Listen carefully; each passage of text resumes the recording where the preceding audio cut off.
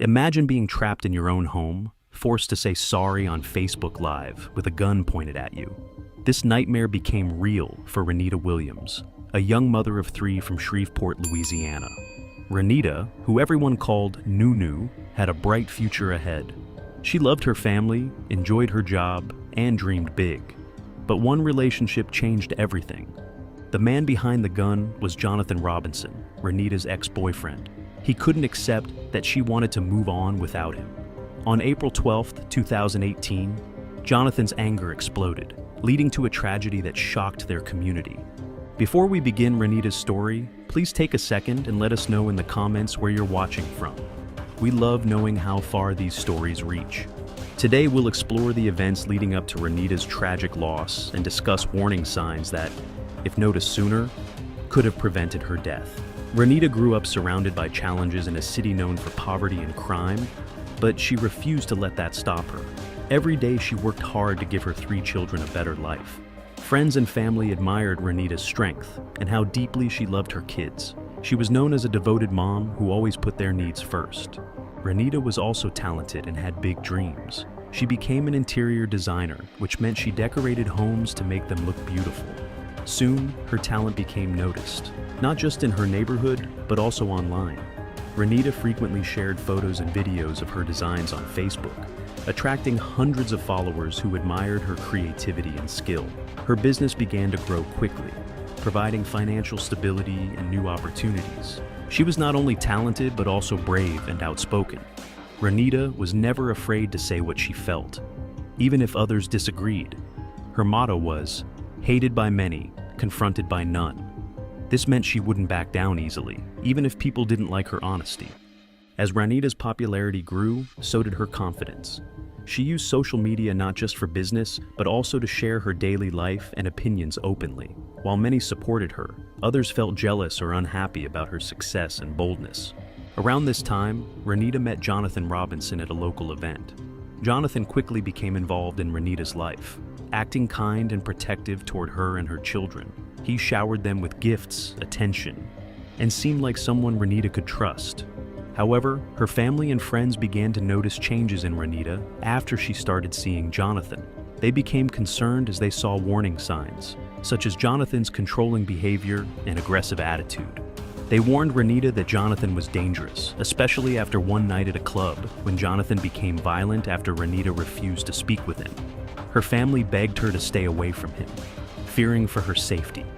But Rannita believed in second chances.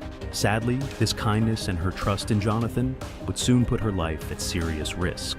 Jonathan Robinson's life was very different from Rannita's. He grew up in one of Shreveport's toughest neighborhoods, where violence and crime were common.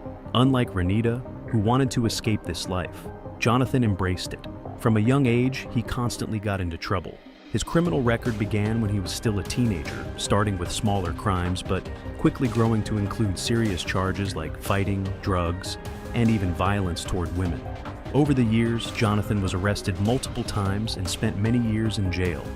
Each time he was released, he seemed unable or unwilling to change, always returning to his old ways. Before meeting Rannita, Jonathan was already involved in a complicated relationship with another woman named Sharika Taylor. Jonathan split his time between Texas, where he lived with Sharika, and Louisiana, where Rannita lived. Both women knew about each other, but didn't like the arrangement. Instead of choosing one relationship, Jonathan chose to keep both, creating tension and anger. At first, Jonathan didn't show Rannita this darker side. In the beginning, he acted loving and caring, doing everything to make her feel special. He bought gifts for her and her children, and acted like a good father figure. Rannita believed that she had finally found someone supportive who cared deeply about her. But Jonathan couldn't hide who he truly was forever. He began showing jealousy and anger, especially when Rannita tried to step away from their complicated relationship. Jonathan liked being in control, and he didn't like it when Rannita started pulling away.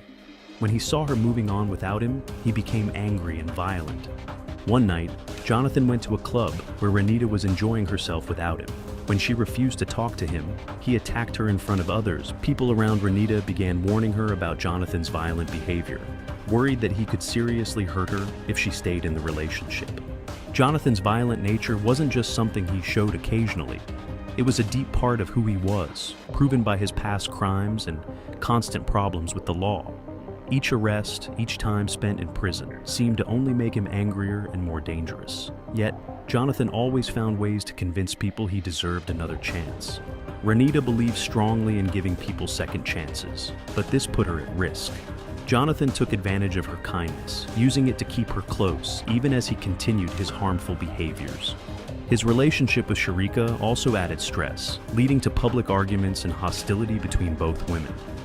Jonathan was stuck between two relationships he wanted to control, and Rannita was caught in the middle, unaware of how dangerous Jonathan really was. By the time she fully realized the truth, it was too late to easily escape. The tension between Rannita and Sharika grew worse every day. They began arguing openly on Facebook, each accusing the other of causing trouble. Sharika felt that Rannita was trying to take Jonathan away from her, making her relationship unhappy. Rannita felt just the opposite.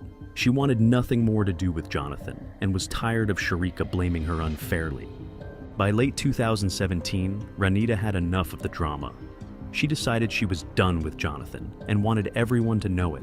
She announced publicly on Facebook that their relationship was over and she was moving forward with her life. She was determined to leave the negativity behind and started seeing someone new, hoping this fresh start would finally bring peace. Jonathan didn't accept Rannita's decision easily. He felt humiliated by Rannita's public breakup and was angry that she was starting to date someone else. Despite Rannita clearly saying she was done, Jonathan continued reaching out, begging for another chance. But Rannita had made up her mind and stood firm. Sharika, meanwhile, blamed Rannita for Jonathan's continued attention. She felt betrayed, thinking Rannita was deliberately causing problems between her and Jonathan. Sharika posted online, accusing Rannita of ruining their relationship, telling her to leave Jonathan alone and find happiness elsewhere. Rannita quickly responded, defending herself on Facebook. She posted a message saying, "Don't play with me. I promise you, you won't like how I play back." These posts made Jonathan even more upset. Feeling embarrassed and angry, he blamed Rannita for creating drama online and damaging his reputation. Things reached a breaking point when Rannita went live on Facebook, clearly stating that Jonathan was the one who wouldn't leave her alone. In her video, she openly called out Jonathan and Sharika, challenging their accusations. Hundreds of people saw this live stream, further upsetting Jonathan, who couldn't stand being humiliated publicly. Rannita's attempt to defend herself and move on with her life pushed Jonathan over the edge. He became obsessed with forcing Rannita to publicly apologize for embarrassing him and Sharika. Rannita didn't realize how dangerous Jonathan had become, or how deeply her words had affected him. Unfortunately, the situation was already beyond repair, setting the stage for the tragic events that would soon follow. On the morning of April 12, 2018, Jonathan Robinson drove from Houston, Texas, to Rannita's home in Shreveport. He was angry, hurt, and determined to confront Rannita. He felt embarrassed by the things Rannita had said about him online, and he wanted to make her publicly apologize. Rannita was home with her mother, Anita, and her brother, enjoying what seemed like a normal day. Suddenly, they heard the sound of tires screeching to a halt outside. Moments later, someone began pounding on the front door. It was Jonathan, demanding that Rannita let him in. She refused, hoping he would leave. Instead, Jonathan kicked the locked door open and forced his way into the house. Inside, he yelled at Rannita, ordering her to apologize publicly on Facebook Live for embarrassing him and Sharika. Rannita stood her ground, telling him neither she nor Sharika deserved how he treated them. Rannita bravely demanded Jonathan leave her house immediately. This made Jonathan even angrier. He stormed out of the house, but sadly he soon returned, this time with a loaded gun. Jonathan burst back inside, terrifying Rannita and her family. He loudly announced, "Since you want to be famous, I'll make you famous today."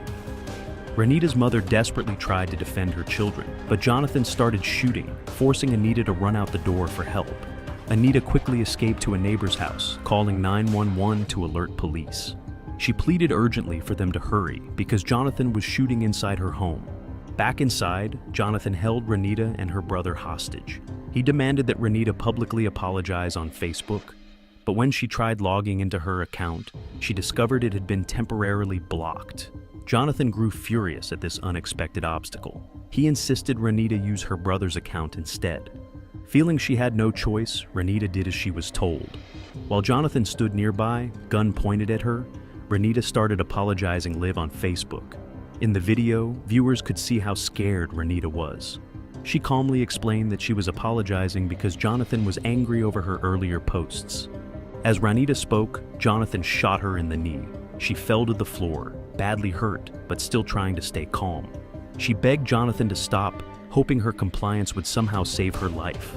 Jonathan, however, had already decided there was no turning back. Outside, the police arrived quickly, ready to save Rannita and her brother. Jonathan heard their approach and fired at the officers, refusing to surrender. As police prepared for a dangerous standoff, Rannita continued to plead for her life. But Jonathan wasn't listening. With no mercy, he fired again, tragically ending Rannita's life on Facebook Live. Jonathan shouted cruelly, "Game over," as Rannita took her last breath. Rannita's brother managed to escape unharmed, running desperately toward safety while Jonathan fired shots that missed. Police quickly surrounded the home, preparing for the worst. For nearly 2 hours, officers tried to convince Jonathan to surrender peacefully. During this tense standoff, Sharika called Jonathan, begging him to stop. She insisted she didn't care about the online drama enough for anyone to get hurt. Eventually, her pleas worked. Jonathan finally agreed to surrender. As police took Jonathan into custody, they discovered the heartbreaking scene left inside. Rannita's life was stolen, and her family was shattered by violence they never imagined possible. After his arrest, Jonathan was taken to the police station for questioning.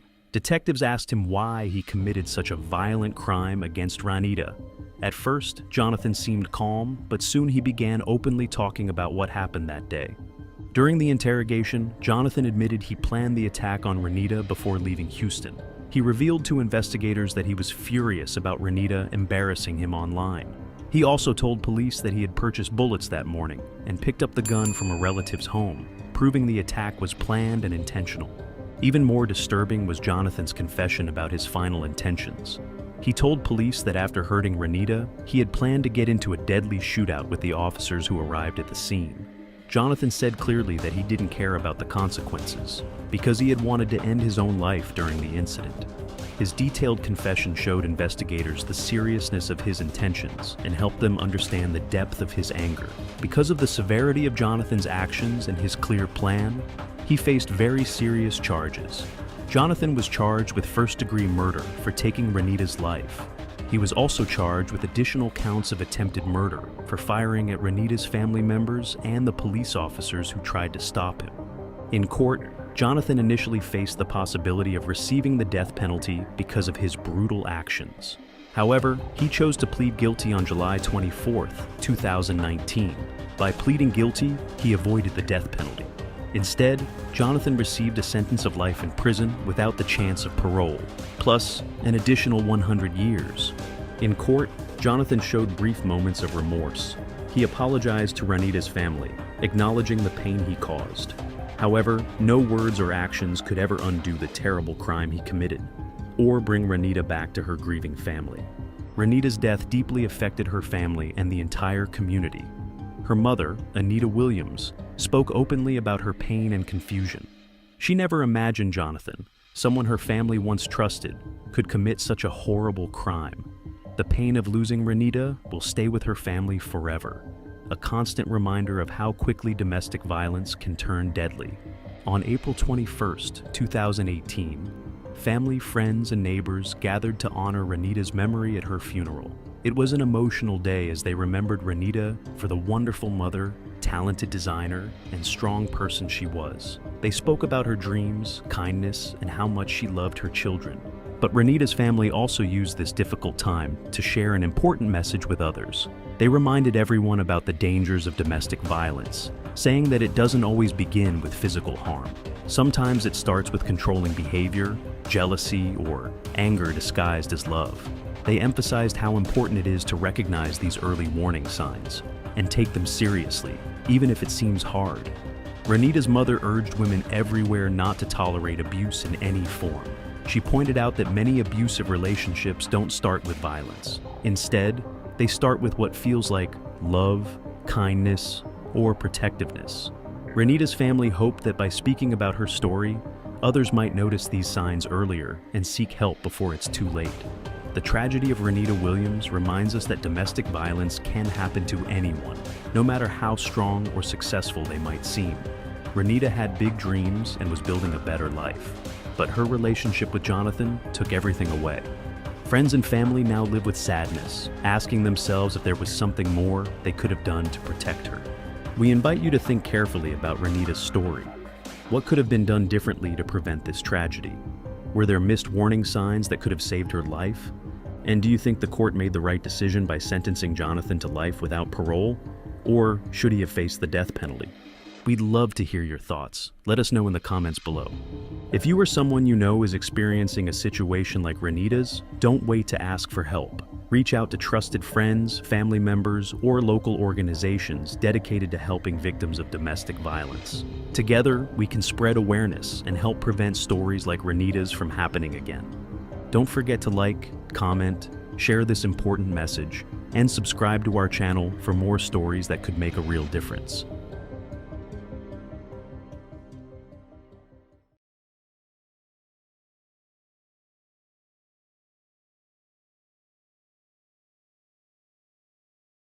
On September 21st, 2013, a young mom named Alonna Gallen got ready for work, just like any other morning. She was only 24 years old. Alonna worked at the Toyota of Berkeley dealership in California. It was a busy place filled with friendly faces and happy greetings every day. Her co-workers always noticed her bright smile. Alonna worked hard, juggling more than one job so she could provide a good life for her 7-year-old son, King. He was her everything. But that Thursday started like any normal day and ended up changing so many lives forever. Nobody saw it coming. Alonna sat at her desk, answering phones and helping customers, just as she always did. Her friends at work had no idea what was about to happen. They never imagined their safe, familiar workplace could suddenly become so dangerous. This story isn't just about the terrible thing that happened that day. It's also about paying attention to the people around us, noticing when someone needs help, and understanding how quickly things can change. Before we continue, we would love to hear from you. Comment right now and tell us where you're watching from. And if you know someone who needs to hear this story, please share this video. Your share could remind someone they're not alone. Now, let's begin Alonna's important story. Everyone at the dealership knew Alonna as the girl with the big smile. She always made others feel welcome, even on stressful days. But Alonna wasn't just friendly, she was also determined. While many young adults her age were still figuring things out, she already had big plans. Her dreams weren't just for herself, they were mostly about her son, King. From an early age, Alonna knew life wasn't always easy. Her mom, Yuva, described her as quietly strong, a young woman who handled challenges with grace. Friends recalled how Alonna loved music and would often hum her favorite songs while working. She had a playful side too, making silly faces just to see King laugh after a tough day. Alonna wanted King to have everything he needed to grow up happy. She worked extra shifts, even holding 2 other jobs, a car rental company and a grocery store. Every hour Alonna worked had a purpose. She was building a safe future for King, one where he could go to college, play sports, and always feel loved and secure. At home, Alonna and King were more than just mom and son. They were best friends. They did homework together, talked about their days, and shared dreams about the future. Alonna's mom, Yuva, often watched proudly as her daughter created a life full of possibilities for King. Despite working so much, Alonna never missed a chance to show King he mattered most. King loved football and basketball, and Alonna was already planning how she would support his dreams, practices, games, and even college. She had carefully started saving money just for him. Alonna didn't just hope King would succeed. She worked every day to make sure he had every chance to shine. But everything she dreamed of was about to change in ways no one expected. Alonna's life wasn't always easy. Like many young couples, she and Lamar Walker started their relationship with hope. When their son, King, was born, both parents promised to give him the best life possible. At first, their relationship seemed full of potential and happiness. Friends saw them as young parents trying their best to raise their son. Over time, Alonna realized things weren't working with Lamar. Arguments and disagreements became more frequent. Eventually, Alonna made the tough decision to end their relationship, determined to create a safer and more stable life for King. Lamar eventually moved away, giving Alonna the space to rebuild and focus fully on King's happiness and well-being. But Lamar's absence didn't last. When he returned to California, things quickly became complicated again. Lamar wanted to restart their relationship, hoping they could again become the family he'd imagined. Alonna had moved forward, though, committed to the new life she'd built. She had set clear boundaries Lamar struggled to accept. Alonna's family noticed how upset she got whenever Lamar was mentioned. Her usual smile would fade, and she'd become tense. Alonna wasn't just saying no to Lamar's requests, she was protecting herself and her son. But Lamar's return would soon bring challenges much bigger than Alonna or anyone around her could ever imagine.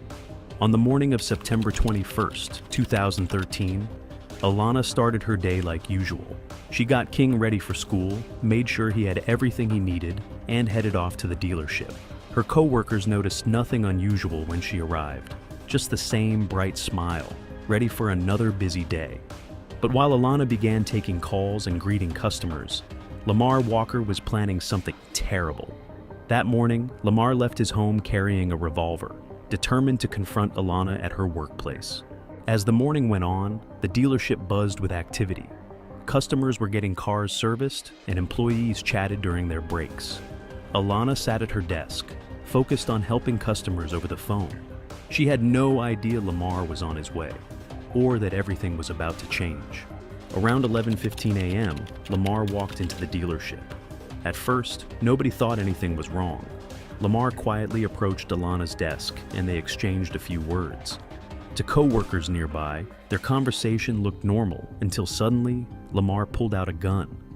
Before anyone could react, he pointed it directly at Alonna and fired. In an instant, the peaceful workplace became a scene of panic and fear. Employees ran for cover, desperately calling 911 for help. Just moments earlier, Alonna had been working hard to build a better life for her son. Now, her co-workers stood frozen in shock, unable to believe what they had just witnessed. Within seconds, everything at the dealership became chaotic. Employees and customers ran in all directions, trying desperately to find safety. The once friendly atmosphere quickly filled with panic, confusion, and fear. Multiple calls flooded into the 911 dispatch center. People reported an active shooter at the Toyota dealership.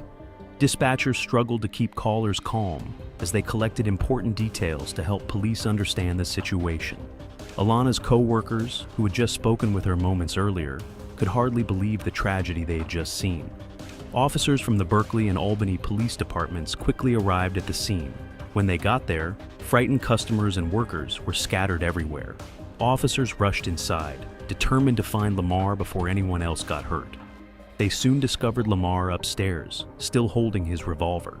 Officers moved carefully, giving clear commands for Lamar to put the weapon down. But Lamar refused to listen.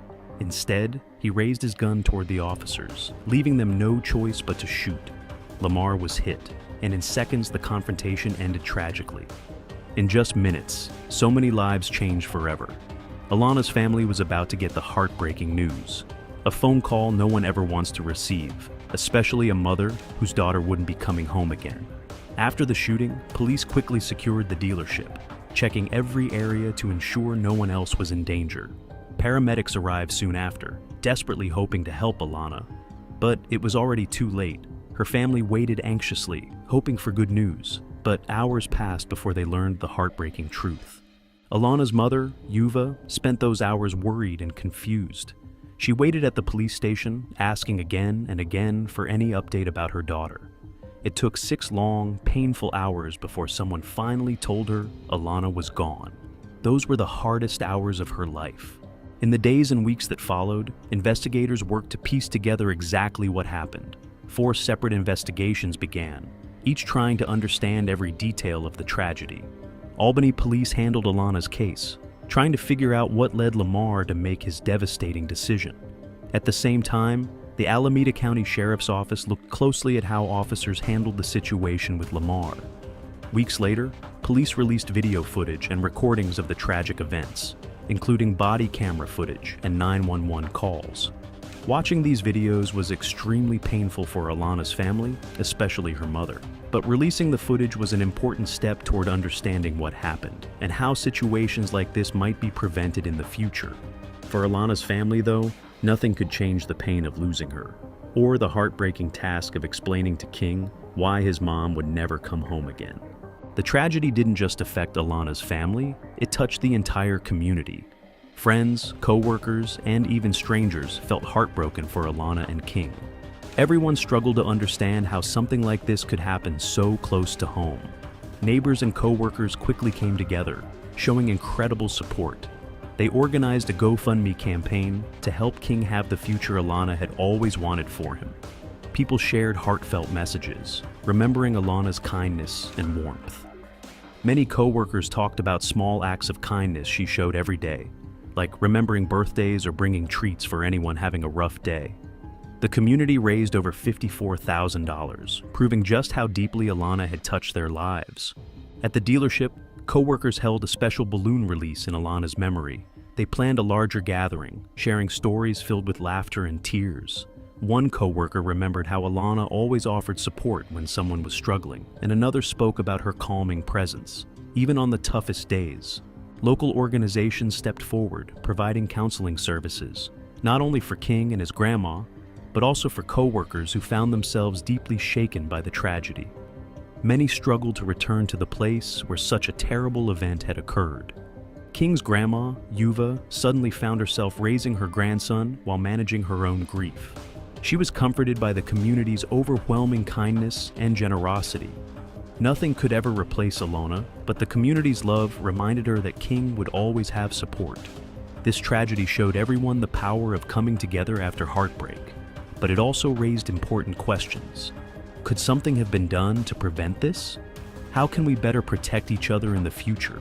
Alonna's story makes one thing clear. Tragedies like this often come with warning signs. Learning to recognize them could save lives. Before the shooting, Lamar repeatedly tried to restart their relationship, despite Alonna clearly saying no. This refusal to accept boundaries is a major red flag. Experts warn that behaviors like repeated unwanted contact, appearing uninvited at workplaces, or struggling to accept the end of a relationship can signal danger. Many workplaces aren't prepared for this type of threat. Often, companies overlook risks coming from personal relationships. But Alonna's case shows why employers need clear plans to help workers feel safe. Simple steps can make a big difference, like installing panic buttons, securing entrances, and training employees to recognize and report troubling behavior. Companies can also create special safety plans for workers at risk, such as relocating their desks, screening visitors, or providing escorts to parking areas. Most importantly, workplaces must build trust. Employees should feel comfortable speaking up without fear of judgment or losing their jobs. If someone had recognized Lamar's behavior sooner, perhaps the outcome could have been different. Alonna's story isn't just about one tragedy. It's a powerful reminder that prevention starts with awareness. By paying attention and speaking up, we can help keep others safe and stop violence before it happens. If you or someone you know is facing a difficult situation, please reach out for help. Resources are available to guide you every step of the way. Alonna's story teaches us something important. Awareness can save lives. Every year, countless people face situations like hers. By learning from Alonna's tragedy, we have a chance to stop similar heartbreak from happening again. Right now, Alonna's son King is growing up without his mom and dad. He's missing her at every birthday, every sports game, and every special moment she dreamed of seeing. His grandmother is working hard to keep Alonna's dreams alive, but no child should have to grow up this way. As a community, we must pay attention and support each other. We can help by sharing stories like Alonna's, speaking openly about domestic violence, and encouraging workplaces to create stronger safety policies. No one should ever feel alone or afraid to ask for help. If you're able, consider supporting children like King, who have lost parents to violence. Comment below with ideas on how communities can better protect families facing these situations. Your suggestions might just inspire the change someone needs. And remember, if you or anyone you know is dealing with domestic violence, there's help. Reach out to the National Domestic Violence Hotline at 1-800-799-SAFE or talk to someone you trust. Together, we can make a real difference. Hit the like button, share this video, and subscribe for more stories that matter. Alonna's life had meaning. Let's honor her memory by making sure fewer families experience this kind of loss. Thank you for watching, and thank you for caring.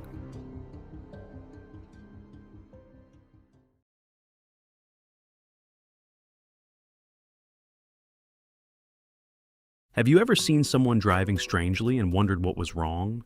Maybe you've even thought about stepping in to help. But what if your good intentions led to tragedy?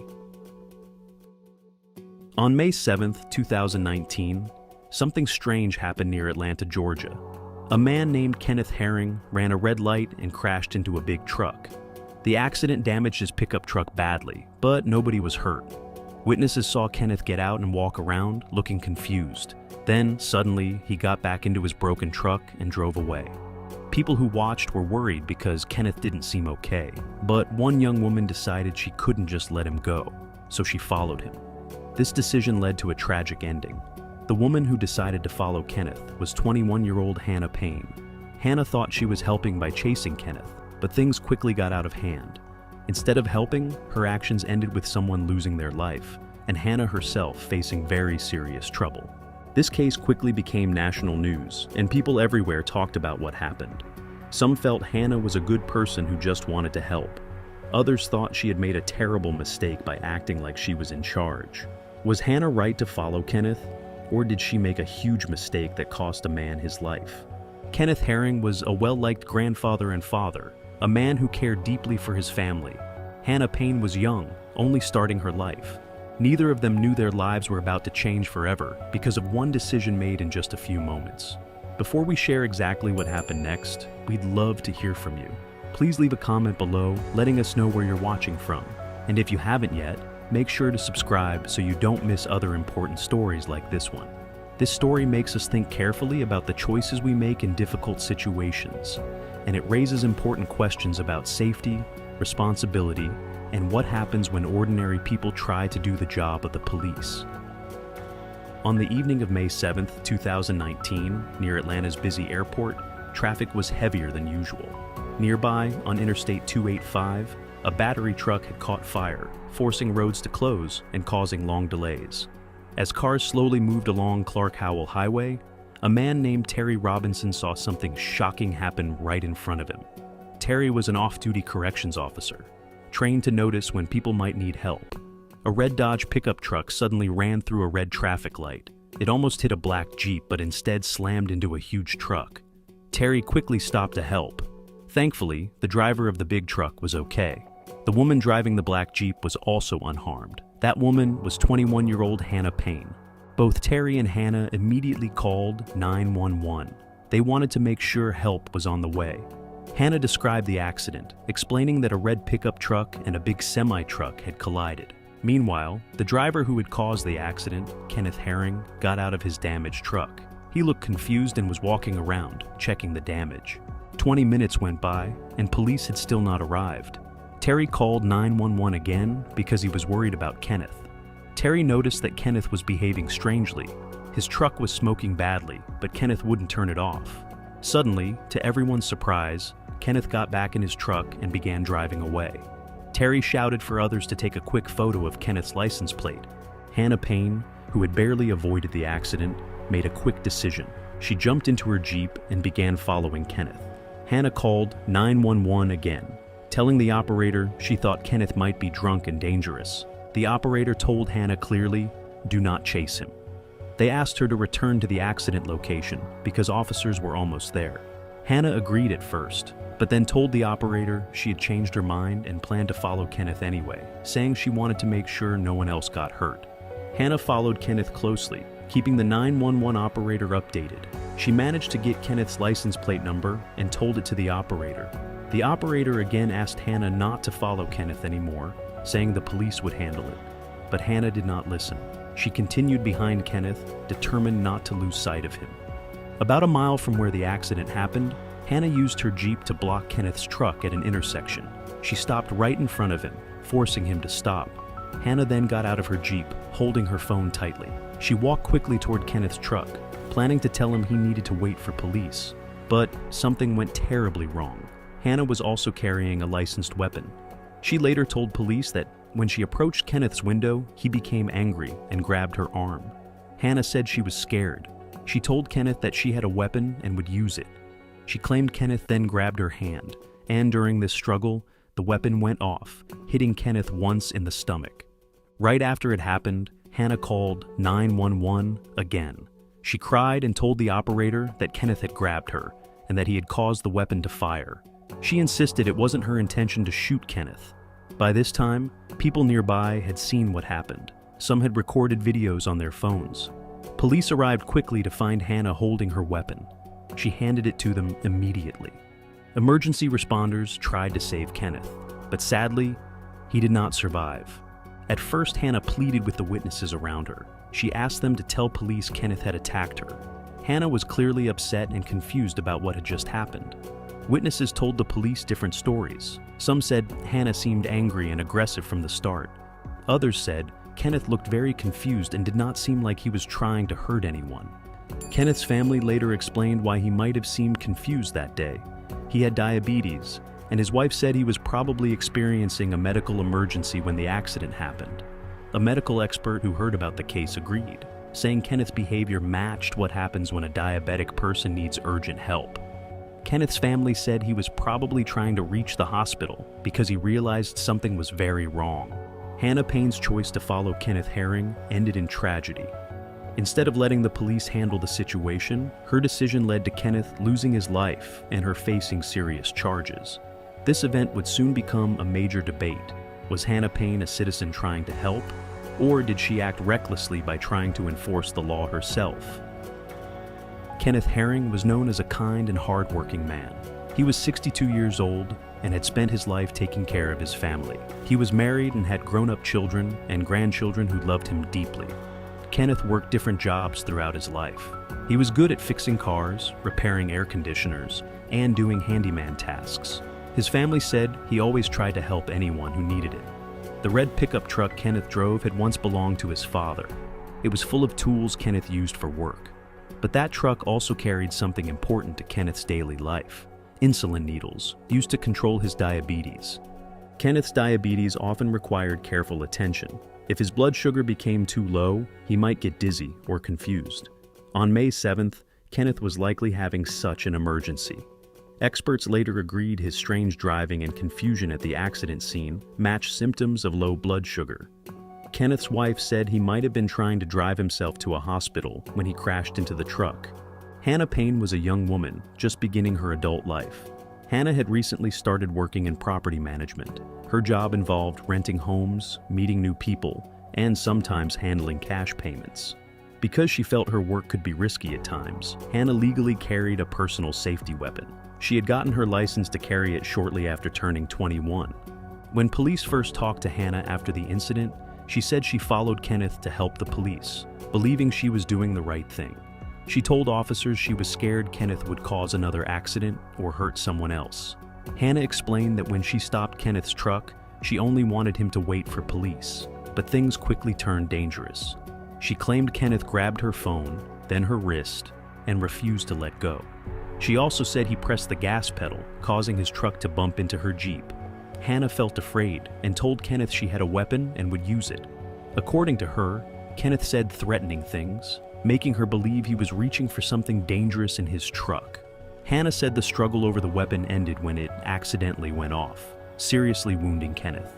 However, witnesses at the scene described things differently. One woman who saw what happened called 911 and said Hannah was angry and aggressive. She claimed Hannah got out of her Jeep yelling at Kenneth, then struck him through his open window.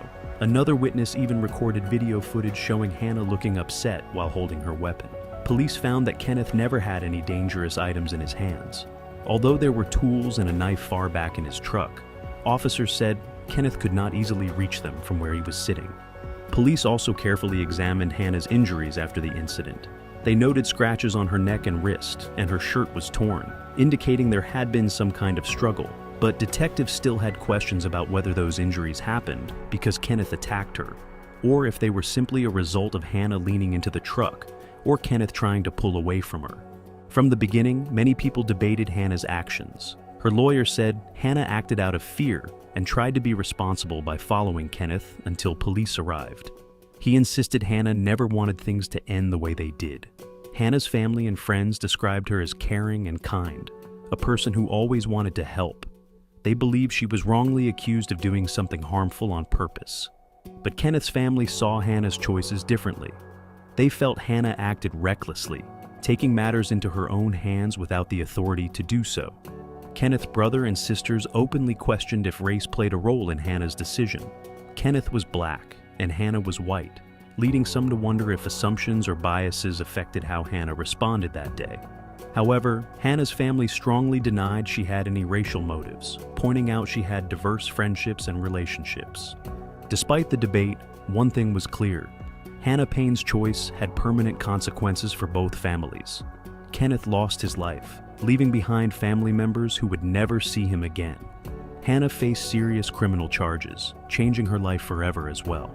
This tragic moment raised difficult questions for everyone involved. Should ordinary people try to enforce the law?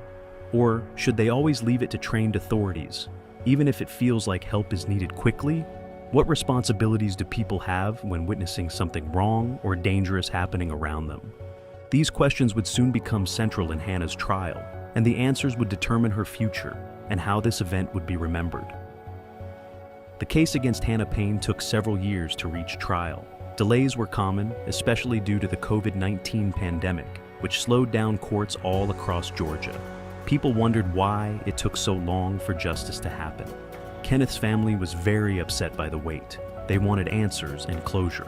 Hannah faced several serious charges, including causing Kenneth's death on purpose, false imprisonment, and illegally using her personal weapon. Her lawyer, Matt Tucker, argued from the start that Hannah was innocent. He said she had tried to do the right thing, but ended up in a situation she couldn't control. In the courtroom, both sides presented very different stories about what happened.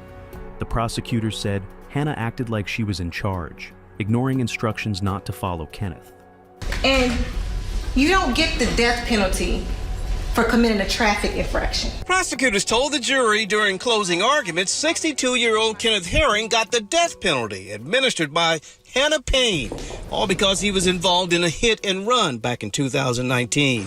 Nigel Hunter said Payne should have listened to repeated orders from 911 not to chase Herring, who was minding his own business. They told the jury Hannah used her vehicle to force Kenneth's truck to stop. They argued this made Hannah responsible for everything that happened afterward. The prosecution used the recorded 911 calls as evidence to show that Hannah chose to ignore the dispatcher's clear warnings to stop following Kenneth. Prosecutors also presented video evidence captured by witnesses who saw the confrontation. They said these videos showed Hannah acting in an aggressive manner towards Kenneth. Witnesses described her as angry, yelling loudly, and threatening Kenneth. This behavior, prosecutors argued, meant Hannah was not acting in self-defense. On the other hand, Hannah's lawyer insisted she was simply trying to help. He told the jury Hannah truly believed Kenneth was dangerous to others on the road, and that her goal was only to keep people safe until police arrived. Hannah herself took the witness stand, a risky choice because it meant prosecutors could ask her tough questions directly. When Hannah testified, she told the court she never intended to harm Kenneth. She described being frightened, claiming Kenneth refused to wait for police and became aggressive toward her. Hannah explained how Kenneth grabbed her wrist and shirt, causing her fear. She said she never purposely pulled the trigger of her weapon. It happened accidentally during the struggle.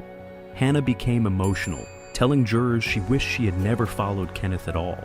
However, during questioning by prosecutors, Hannah struggled to keep her story consistent. She sometimes appeared confused or frustrated, which made jurors question her credibility. Prosecutors pointed out that Hannah changed details about the incident several times. This raised doubts about her version of events. Prosecutors also highlighted forensic evidence to challenge Hannah's claims.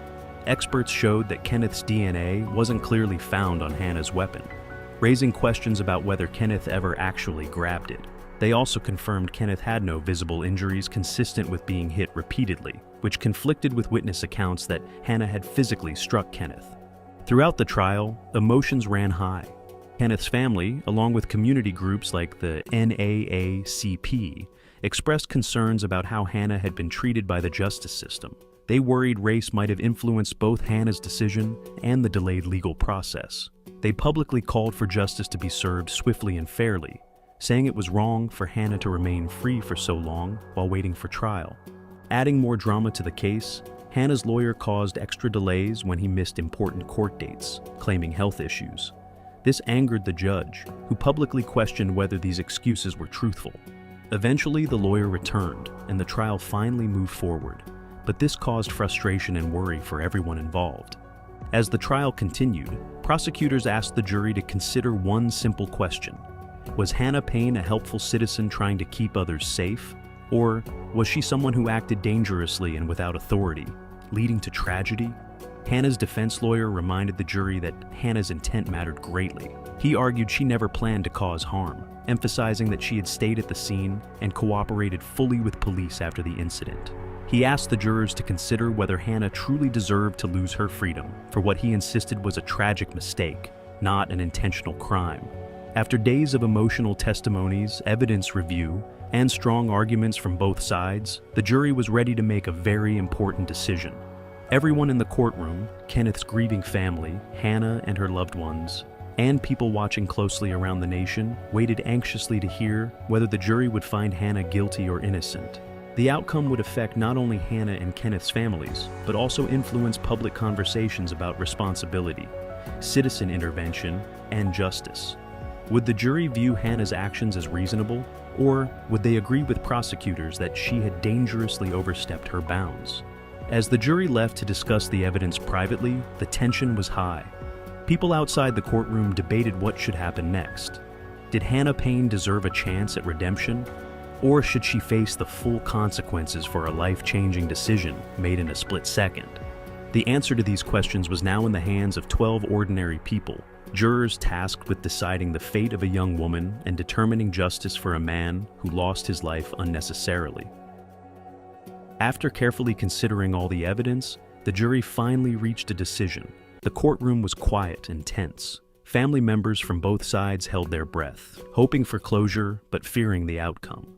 Kenneth Herring's family had waited years for justice. Hannah Payne hoped the jury would see things her way. When the verdict was read, Hannah's reaction was immediate.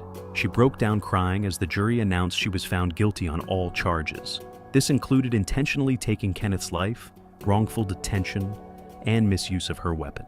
Count 1, as to the offense of malice murder, we, the jury, find the defendant guilty. With regard to count 2, as to the offense of felony murder, we, the jury, find the defendant guilty.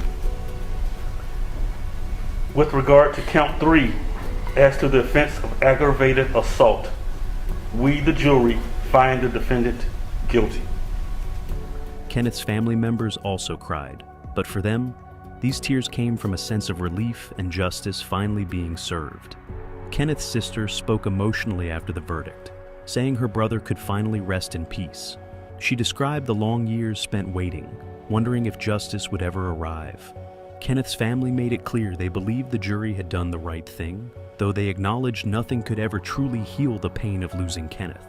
Hannah's family expressed shock and sadness. They insisted Hannah was not a cruel or harmful person and believed she did not deserve this outcome. They continued to argue she had only wanted to help and had no bad intentions that day. Soon after the jury's decision, the judge held a sentencing hearing. This was when the judge decided exactly how long Hannah would spend behind bars. At this hearing, Kenneth's family had the chance to speak about their loss and how deeply his absence affected them. His sisters and brothers spoke with sadness, describing how family gatherings and holidays felt empty without Kenneth. They asked the judge to give Hannah a sentence that matched their pain, reminding the courtroom that Kenneth would never come home again. Hannah's family and friends also spoke, hoping to persuade the judge to give her a lighter sentence. They described Hannah's past as peaceful and kind, explaining that she had never been in trouble before this event. A family friend even directly apologized to Kenneth's family, saying Hannah would never have intentionally caused harm. Hannah's lawyer asked the judge for understanding, emphasizing that Hannah's choice was a mistake rather than an intentional act of harm. He asked the judge to think about Hannah's young age, her lack of criminal history, and the fact that she had cooperated fully during the investigation. However, prosecutors firmly requested a tough sentence, arguing that Hannah's actions were serious and reckless. They pointed out that her decision to follow and confront Kenneth directly caused his death. Prosecutors reminded the judge that Hannah chose not to listen when told to stay away, saying this showed a dangerous disregard for the law and the safety of others. Finally, the judge announced Hannah's sentence. Hannah was sentenced to life in prison, but with the possibility of parole after many years. On top of this, the judge added extra years to her sentence because of the weapon and wrongful detention charges. This meant Hannah would spend decades behind bars before she could even request parole. When the sentence was read, Hannah lowered her head and cried quietly. Reality set in, her life had dramatically changed, and her freedom was gone. Outside the courtroom, Kenneth's family said they were satisfied with the sentence, though they had hoped Hannah would spend the rest of her life without parole. They felt it was fair because Hannah would still lose a significant part of her life, something Kenneth could never get back. They hoped others would learn from this case and think twice before taking justice into their own hands. They heard all of the evidence, they saw all of the evidence, and they came back with a swift verdict. And when I heard the first verdict, I know we wasn't supposed to show sign, but tears started rolling down my face because at that moment I felt a relief that came over. And from the first to the second to all the way to the eighth, all I could say was thank you. The community closely watching the case also reacted strongly. Some believed the sentence sent a clear message about the dangers of citizens trying to handle situations that should be left to the authorities. Others debated if the sentence was too harsh, given Hannah's intentions. These discussions continued long after the case concluded, raising important questions about citizen actions and accountability. In the end, the case left many unanswered questions. Hannah Payne alone knows exactly why she chose to follow Kenneth, despite being told not to. Though she insisted her intentions were good, the consequences of her actions were permanent and severe. For Kenneth's family, justice was served, but they would always live with the painful loss of someone they loved dearly. The story of Hannah Payne and Kenneth Herring serves as a powerful reminder about the dangers of taking matters into our own hands, and it challenges all of us to carefully consider how our choices affect others, sometimes forever. Cases like this one make us think deeply about the choices we make in our everyday lives. They show us how quickly good intentions can turn into tragedy. Hannah Payne's decision started as an attempt to help, but ended with painful consequences for two families, changing their lives forever. One important lesson from this story is that taking matters into our own hands can lead to serious, unexpected results. Authorities often advise us to let trained professionals handle difficult situations. Police and emergency responders have specific training and experience in managing these events safely. Although stepping in might seem like the right thing to do at the moment, sometimes our emotions or fears can lead us down a dangerous path. Many people who heard about Hannah's case wondered what they might have done differently. It's common to want to help when we see someone driving dangerously or acting strangely, but how we choose to help matters. Calling emergency services and carefully following their instructions might be the best and safest way. Hannah's situation teaches us the importance of listening carefully to authorities during emergencies, even if we feel strongly about taking action ourselves. This case also sparked important conversations about the potential dangers of personal biases and assumptions. Witnesses and community leaders questioned whether biases influence the decisions made that day. Even when people do not have bad intentions, unconscious beliefs or misunderstandings about others can lead to unnecessary conflict or harm. This situation reminds us all to carefully consider our own judgments about people, especially in tense or confusing moments. Community leaders have used this tragedy to talk openly about fairness and equal justice. They highlighted the importance of treating everyone equally and respectfully, no matter their background. Authorities and advocacy groups continue to discuss ways to ensure fairness within communities, stressing that everyone deserves safety and protection under the law. The legal system itself was also under the spotlight because of the long delays in Hannah's trial. Many people felt justice took far too long. Kenneth's family, in particular, suffered extra emotional stress from the uncertainty during these delays. Advocates and the public discussed ways to improve the justice system, suggesting reforms to make trials faster and fairer, ensuring families do not endure unnecessary hardships. Kenneth's family, despite receiving justice, continued to carry the heavy pain of losing a loved one. This case highlighted how one person's actions can permanently impact the lives of many others. It serves as a reminder that every choice we make, no matter how small it may seem, can affect many people in deep, lasting ways. This story drew attention nationally, partly because it raised difficult questions about the limits of personal responsibility and citizen action. Experts and advocates joined the conversation, emphasizing the critical difference between being helpful and dangerously overstepping boundaries. They reminded everyone that the best way to help in emergencies is to contact trained professionals immediately. Educational campaigns and community groups also use this case as an opportunity to teach young people about responsible decision-making. Schools and community centers began discussing the importance of understanding the consequences of our actions, emphasizing empathy and careful judgment, especially in stressful situations. As conversations continued, communities learned that respectful dialogue and understanding were critical. The discussions around this case have pushed communities to think more deeply about what true justice and accountability mean. Authorities highlighted the need for clear guidelines and better communication during emergencies. Advocacy groups called for more education about implicit biases, hoping increased awareness might prevent similar tragedies in the future. Ultimately, the heartbreaking outcome of this case provided a powerful lesson for everyone involved. It reminded us all that good intentions alone are not enough. Clear thinking, careful judgment, and trust in trained professionals are essential when dealing with emergencies. Kenneth's memory continues through his family's efforts to share his story, hoping it inspires greater understanding and caution among community members. Hannah's difficult journey shows the heavy price that can come from one impulsive choice. Both sides hope their experiences teach others to pause, reflect, and act responsibly when faced with difficult decisions.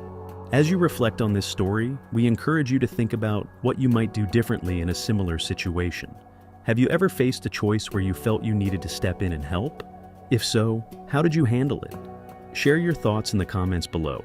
We'd like to hear your experiences and perspectives. Also, please remember to like this video, share it with others, and subscribe to our channel if you found this story meaningful. Stories like this help us understand complicated human situations better and encourage us to make wiser decisions in our own lives. Thank you for watching and reflecting on this important story with us.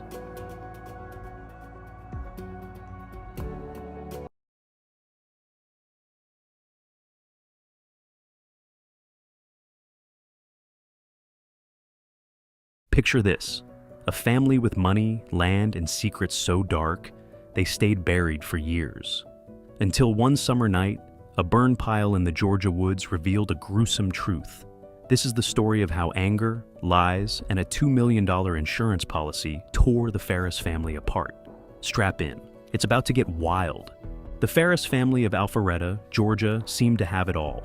Money, land, and a picture-perfect farm on a wide stretch of acreage.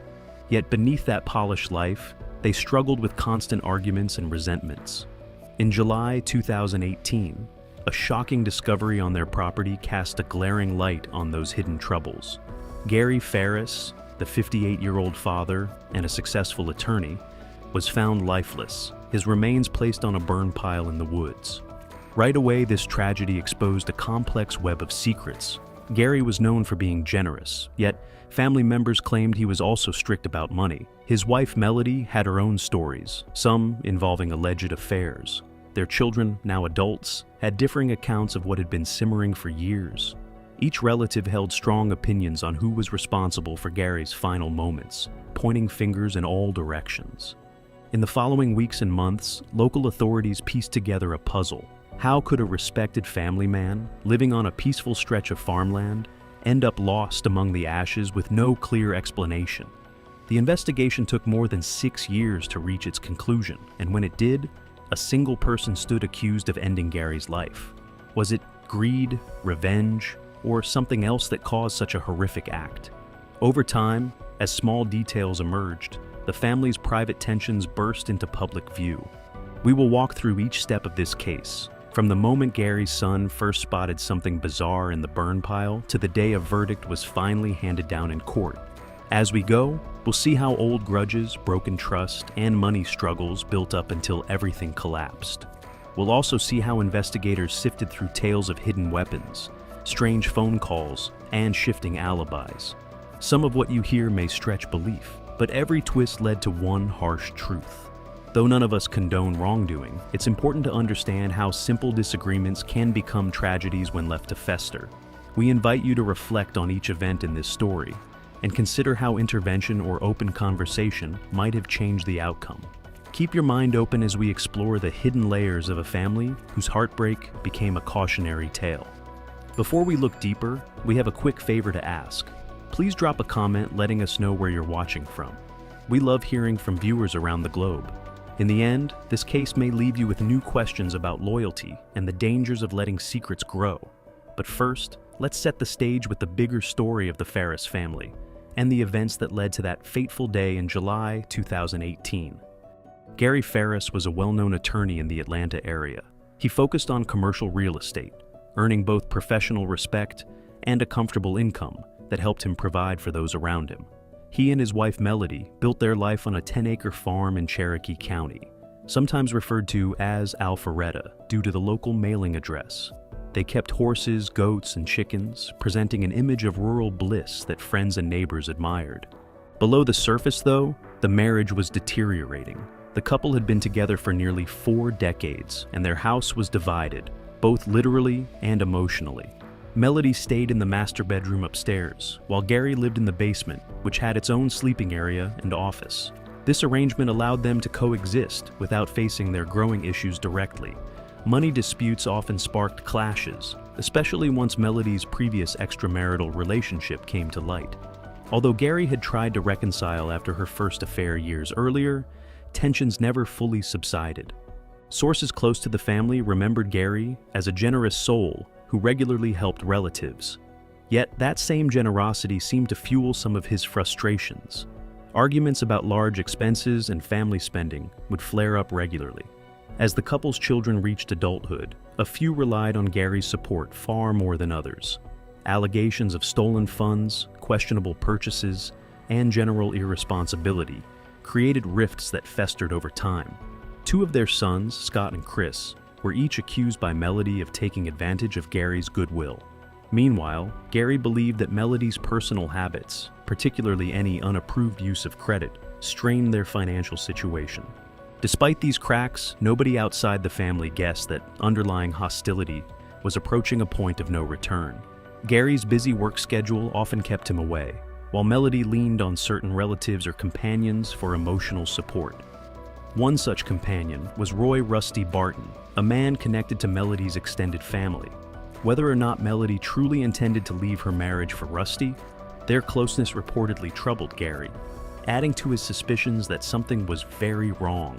Melody stood to benefit if anything happened to Gary, in part because of a life insurance policy worth around $2 million. While few people initially considered that a true motive for harm, the idea eventually surfaced once the situation on the farm took a tragic turn.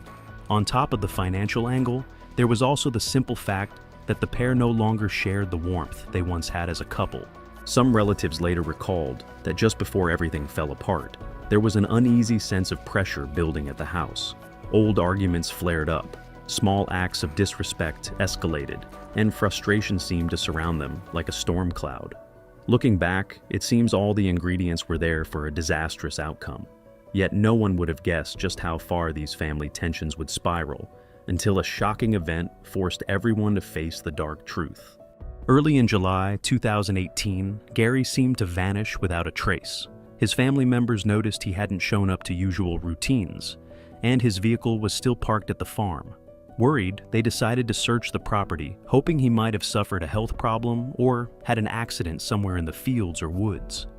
It didn't take long for Gary's son, Scott, to come upon a troubling sight in a burn area used for disposing of old debris. Although he wasn't certain at first, the blackened remains appeared human. Overwhelmed, he called local authorities for help.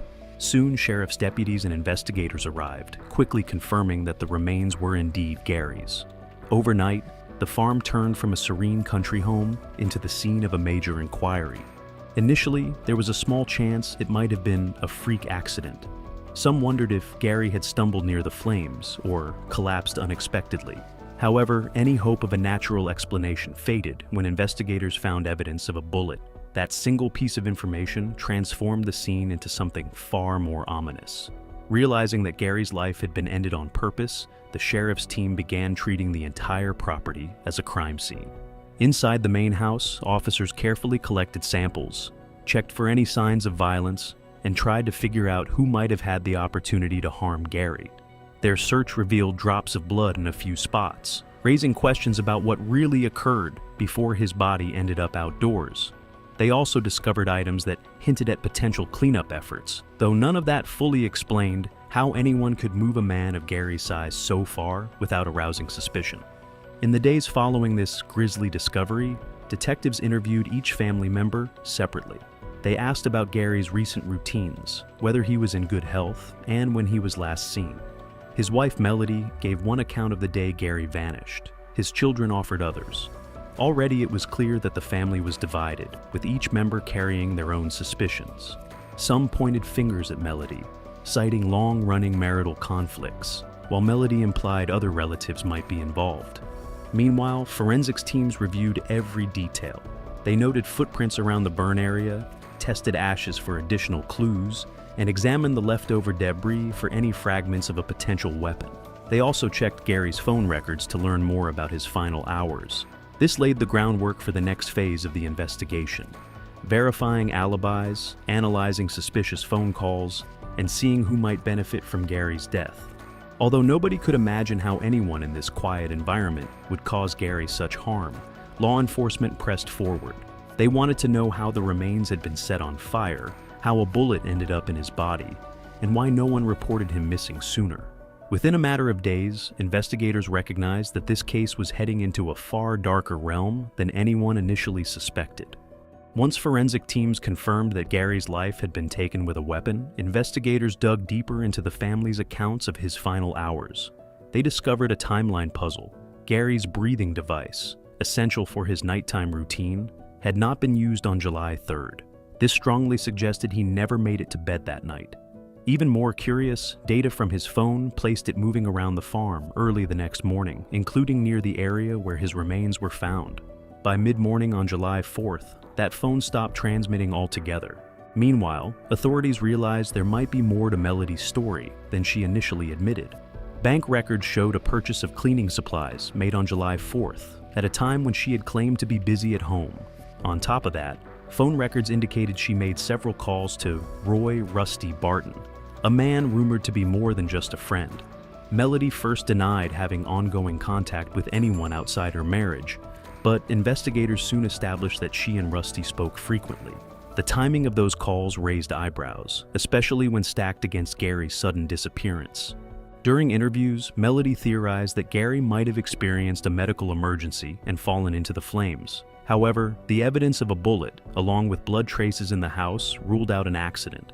As investigators pressed her about potential motives, Melody pointed to tension with her son, Scott, or issues involving other relatives. Yet none of her statements fully explained her own whereabouts or the strange timing of that cleaning product purchase. A major question surfaced. Who would have been able to move Gary's body, likely in the middle of the night, without anyone noticing? At over 300 pounds, Gary would have been difficult to transport alone. Investigators checked vehicles around the farm for signs of blood or cleanup. They also tested farm equipment, including a small tractor. While some stains matched Gary's DNA, there was limited evidence of a large-scale effort to relocate a person that size. Still, the inconsistent stories and suspicious activity in the barn area fueled speculation. Investigators further uncovered a revealing transaction on July 3rd close to midnight. Someone used Gary's bank card to add phone minutes to an account later linked to Melody. That single act presented a huge red flag, since Gary strictly monitored family spending and almost certainly would have questioned such a charge. Detectives theorized that whoever initiated the purchase felt confident Gary would never discover it, suggesting they knew he was already gone. By combining these financial, digital, and forensic clues, the sheriff's office drew a clearer picture. It pointed squarely at someone who stood to benefit not only financially, but also personally from Gary's absence. Though other family members were still on their list of people to interview, Melody's version of events was rapidly losing credibility. In the eyes of authorities, she was fast becoming the prime suspect, someone with a tangled web of motives, hidden relationships, and unexplained actions that no one else could account for. As the investigation progressed, law enforcement gathered enough evidence to file official charges against Melody. Around a year after Gary lost his life, authorities secured a warrant for her arrest. She had left Georgia for Tennessee, staying near relatives. Deputies there assisted with the process, taking her into custody without incident and returning her to Georgia to face multiple counts: malice murder, felony murder, aggravated assault involving a weapon, concealing a death, and giving false statements to investigators. Once news of Melody's arrest broke, people close to the family were stunned. Although Gary's children were distraught by their father's loss, many had also grown suspicious of their mother. Some relatives were torn, not wanting to believe that Melody could have caused such harm. Others found themselves recalling specific comments she had made, angry outbursts, references to her frustration, or remarks suggesting deep resentment. There were also rumors that she had mentioned wanting Gary's life insurance funds, though no one expected events to spiral this way. During pre-trial hearings, more unexpected details emerged. A family acquaintance claimed Melody often expressed how miserable her marriage had become, even accusing Gary of trying to control her finances and track every purchase she made. Investigators also questioned Roy "Rusty" Barton again, hoping to confirm whether Melody had spoken openly about her intentions. He initially told authorities that Melody made a chilling phone call about Gary's remains, but later attempted to explain he might have misremembered key points. Defense lawyers argued that Rusty was under pressure to say whatever the investigators wanted in order to avoid drawing suspicion himself. Meanwhile, Melody's legal team shifted attention onto her children, hinting they might have had reasons to remove Gary from the picture. They claimed at least one son was living on the property without contributing financially, piling stress onto Gary. They also insisted certain family members had stolen from Gary's accounts, leading to sharp disagreements within the household. Defense attorneys suggested these disputes could have boiled over, especially once the father became fed up with handing out money. According to court documents, Melody continued denying any role in Gary's demise. She said that although their relationship was rocky, she had never wished him direct harm. The defense leaned on the idea that Gary's size would have made it impossible for Melody, who weighed less than half of what he did, to move his body alone. They also pointed out that evidence collected near farm equipment could be explained by normal usage, not by criminal activity. Still, the prosecution leaned on statements she made regarding her late husband's finances and her pattern of hiding personal phone activity. Investigators stressed that the suspect's actions after Gary disappeared, like using his bank card and offering changing explanations, pointed toward guilt. With these contrasting arguments in place, the public braced itself for a courtroom battle. Whether or not Melody was the only person involved, she was now firmly in the hot seat, facing the most serious charges the state could bring. The trial began several years after Gary's passing, with tensions in the family still running high. Prosecutors argued that the evidence pointed directly to Melody. According to them, she had every reason to want Gary gone, ranging from financial strain to personal frustration over his rigid control of their money. They laid out phone logs, bank transactions, and expert testimony to show that everything converged on the same conclusion. She arranged events so Gary never made it to bed on July 3rd, then concealed his whereabouts to keep suspicion at bay.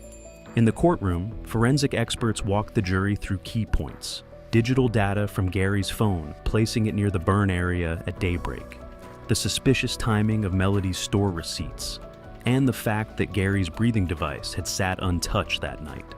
They also described how the remains displayed signs of intense heat, suggesting a deliberate effort to erase evidence. Family members took the stand, each with a version of events colored by personal conflicts.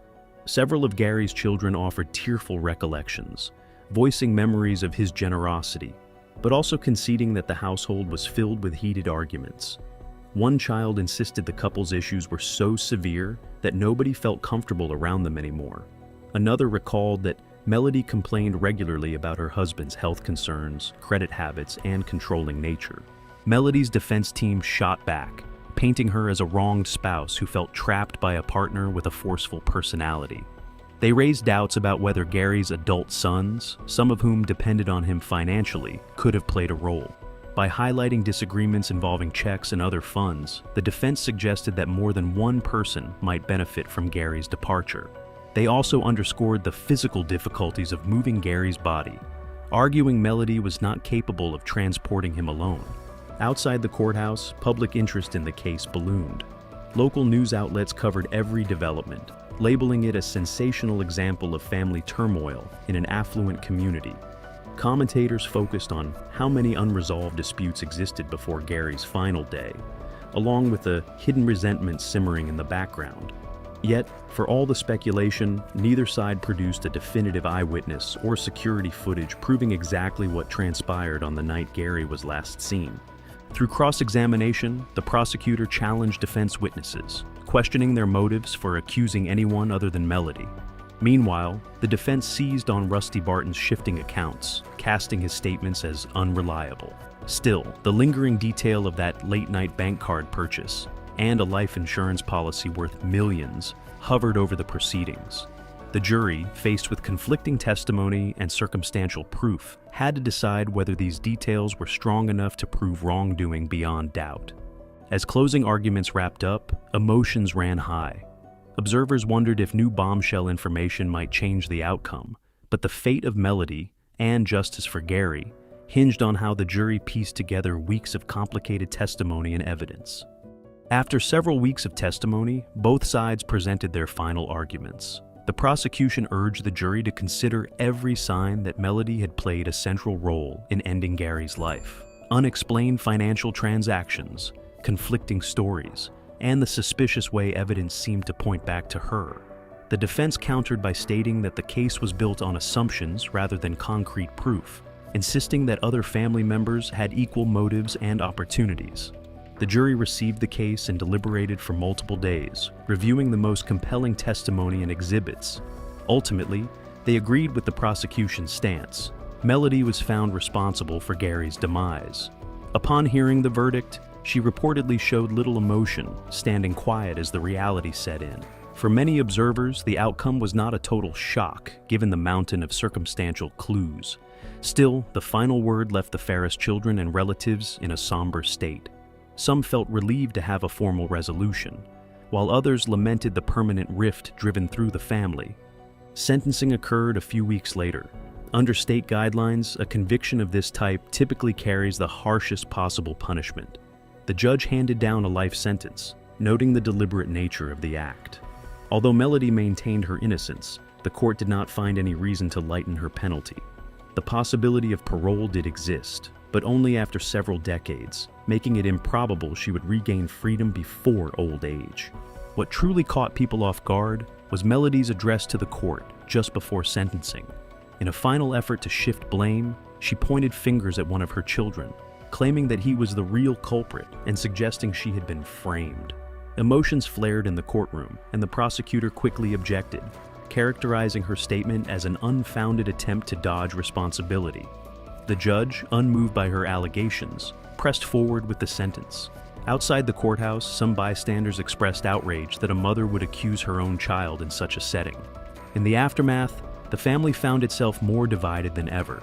While certain children felt a burden lifted by the verdict, others struggled with the pain of losing two parents at once, one to a tragic end, the other to life behind bars. Friends of Gary remembered him as a man who had poured his time and money into people he cared about. Many believed that, despite his flaws, he never deserved the fate he met. Before leaving the courtroom, the lead prosecutor gave a brief statement to the press. They thanked law enforcement for their persistence, emphasizing that it had taken years to gather enough evidence for a conviction. Meanwhile, Melody's defense team vowed to consider any possible appeals. For now, the case was officially closed and the verdict stood.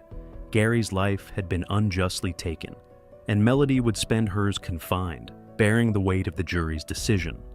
In the wake of Melody's conviction, the once scenic farm began to unravel. Without Gary's steady income, unpaid bills and legal fees piled up. Within a year, the property went into foreclosure, leaving relatives astonished at how quickly their longtime home slipped away. Neighbors who had admired the sprawling estate expressed sadness, noting that so much of Gary's hard work seemed lost. For Gary's children, the outcome brought mixed emotions. Some felt relief that one parent was finally held accountable for a heartbreaking act.